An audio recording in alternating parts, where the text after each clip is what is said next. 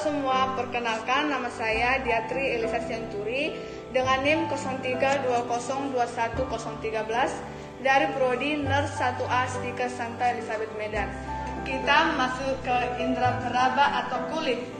Kulit ini merupakan organ terbesar dalam tubuh. Selain itu, kulit ini juga merupakan organ pembungkus seluruh permukaan luar tubuh dan yang merupakan organ terberat dan terbesar dari tubuh. Adapun cakupan kulit yaitu kulit pembungkus permukaan tubuh, kuku dan kelenjar.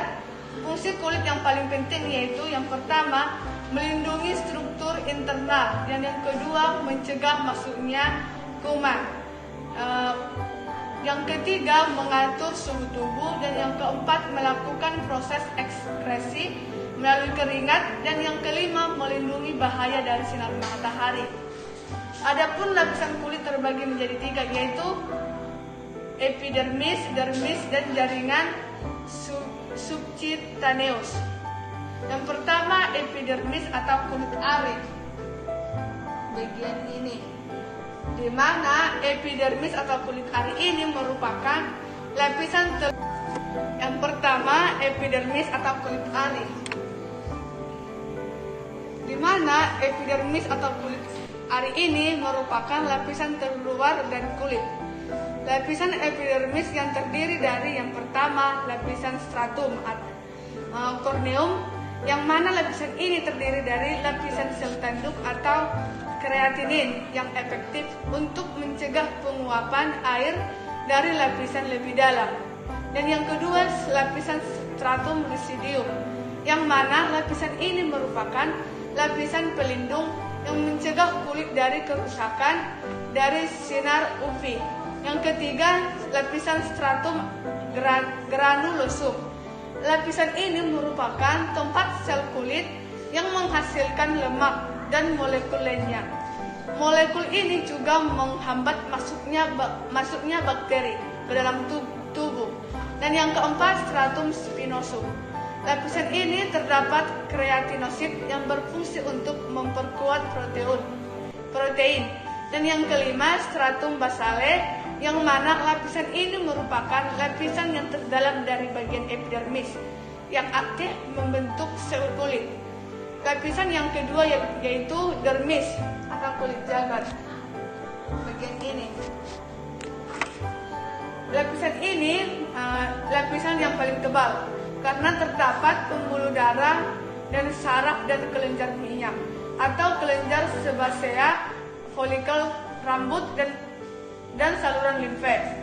Di dermis terdapat kapiler darah yang berfungsi untuk menghantarkan nutrisi dan zat makanan untuk akar rambut. Yang kedua, kelenjar minyak atau glandula suborifera yang berfungsi menghasilkan minyak. Dan yang ketiga, kelenjar rambut yang memiliki akar dan batang serta kelenjar minyak rambut yang tidak kering dan mengkerut. Adapun folikel rambut yang merupakan pori-pori pada kulit dan menjadi tempat tumbuhnya rambut.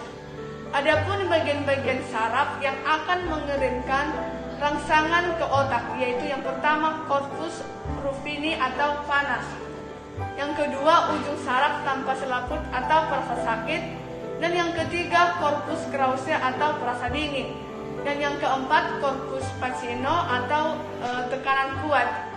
Adapun kelenjar keringat sweat bulb terbagi menjadi dua yaitu kelenjar keringat ekrin yang tersebar di seluruh tubuh kecuali lapisan dalam telinga luar, telapak tangan dan telapak kaki dan dahi.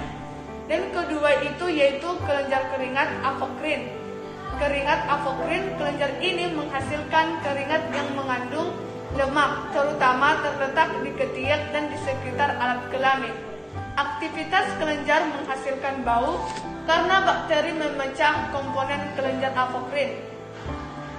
Adapun lapisan hipodermis, bagian ini.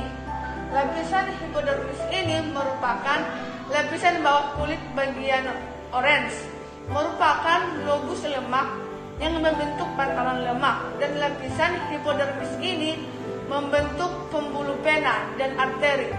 saraf yang berjalan sejajar dengan permukaan kulit di bawah dermis.